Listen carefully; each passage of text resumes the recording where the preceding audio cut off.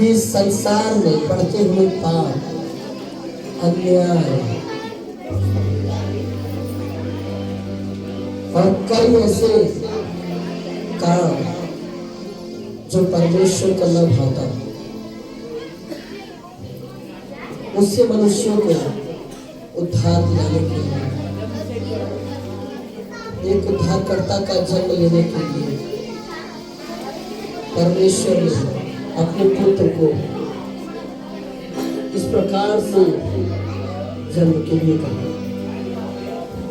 और देखो मरियम जो प्रभु पर भरोसा रखती है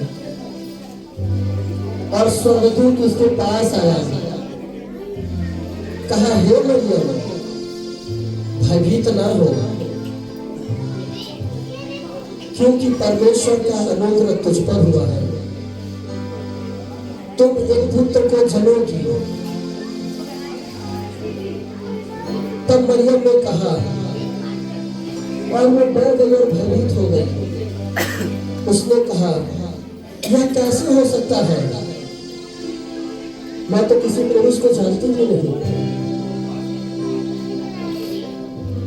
तब स्वर्गदूत ने मरियम से कहा हे मरियम, तुम्हारे घर में परमेश्वर की ओर से दिया गया बच्चा, और इस बात को तुम जान लो और भयभीत न हो कि जो तुम्हारे गर्भ में है वो पवित्र आत्मा की ओर से है, और तुम एक पुत्र जनोगी और तुम उसका नाम यीशु रखना, जो वह अपने लोगों का उनके पापों से उद्धार करेगा। तब मरियम ने कहा जैसी प्रभु की इच्छा वैसा ही हो।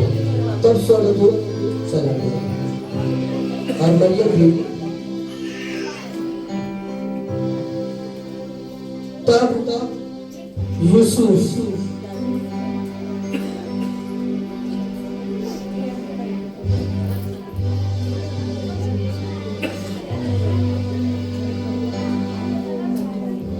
अपने काम पर था और उसे नींद लगी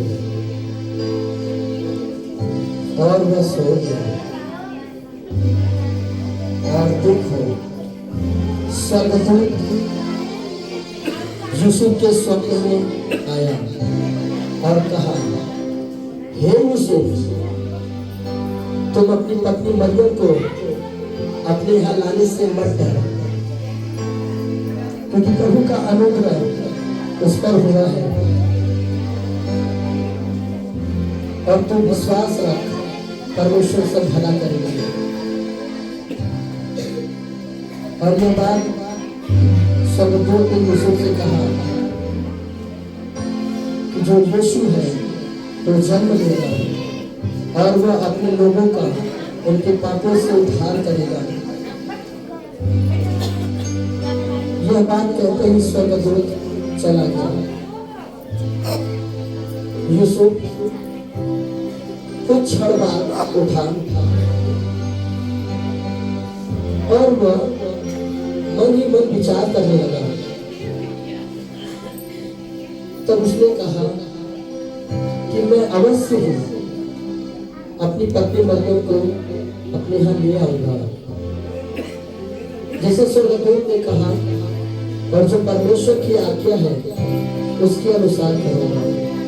और इस प्रकार से यूसुफ अपनी पत्नी मरियम को लेने के लिए चला गया।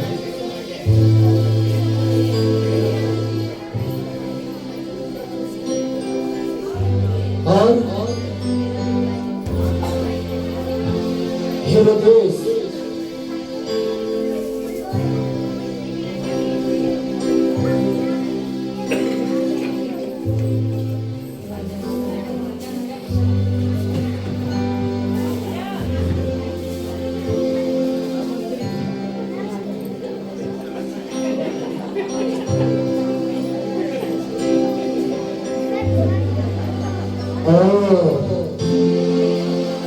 राजा हेरोदेस जो अपने राजगद्दी पर विराजमान थे, उनके पास विद्वानों की मंडली, मजूसी लोग राजा के पास आए।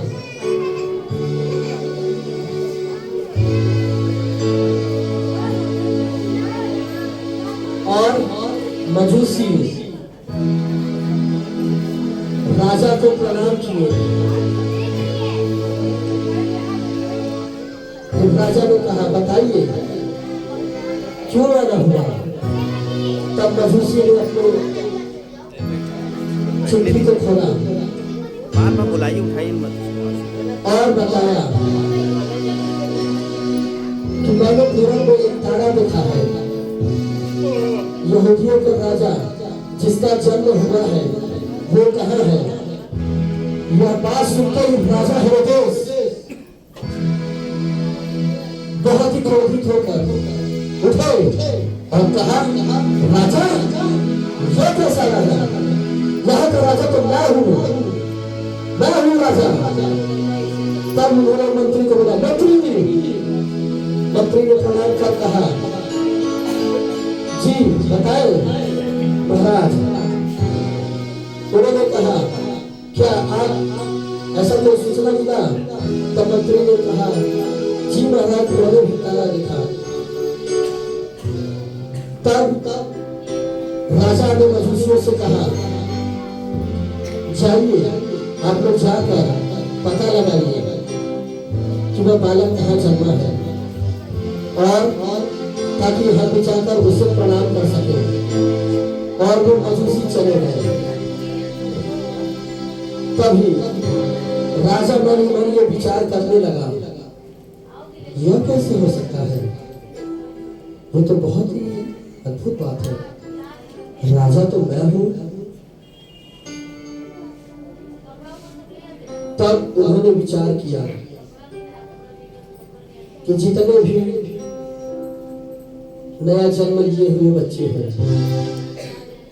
उनको मृत्यु दंड दिया जाए। और इस प्रकार से आज्ञा सुनाकर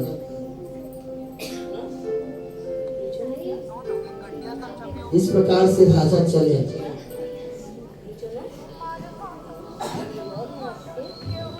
और उसी रात गरेड़ ये अपने भेड़ों की चरवाही कर रहे थे।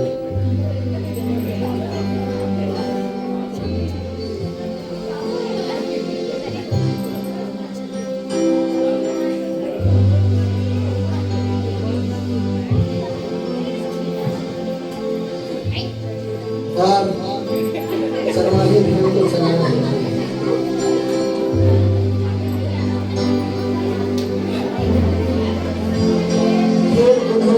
भेड़ को बांध दिया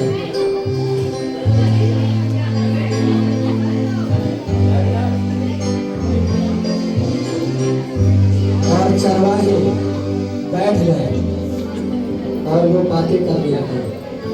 तभी परमेश्वर का दूत उनके पास आया और गरेड़ियों से कहा, हे गरेड़ियों, मत डरो, मैं तुम्हें बड़े आनंद का सुसमाचार सुनाता हूँ। देखो, आज दाऊद के नगर में प्रभु जन्मा है। जाओ और जाकर उन्हें प्रणाम करो। तब यह भय में सुनते हुए करेंगे, कहे जैसे आज्ञा। और ये बात सुनते ही वो प्रभु के दर्शन की ओर चल पड़े और स्वर्गदूत भी वहां से चले। और यूसुफ और मरियम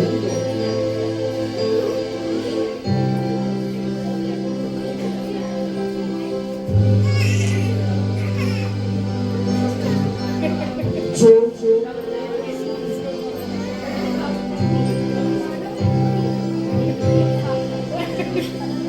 चरनी में गौशाले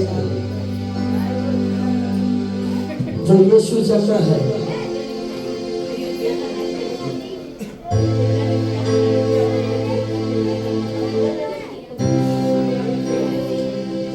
और जो बालक यीशु जन्मा उससे भेंट करने के लिए मजूसी लोग प्रभु को प्रणाम करने के लिए सोना मूल्यवान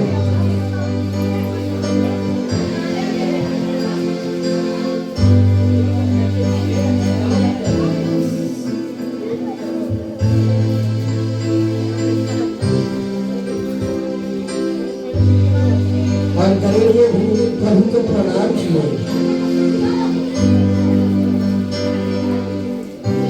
और देखो इस प्रकार से बैतलहम में मसीह का जन्म हुआ और ये उत्सव हर एक मानव जाति के लिए जो इस पृथ्वी में है यीशु जन्मा है।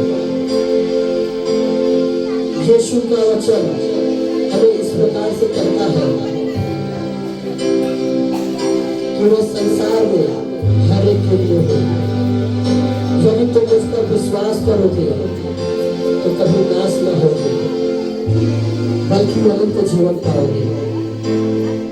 यीशु की इस जन्म से हम ये सीख सकते हैं कि परमेश्वर का अनुग्रह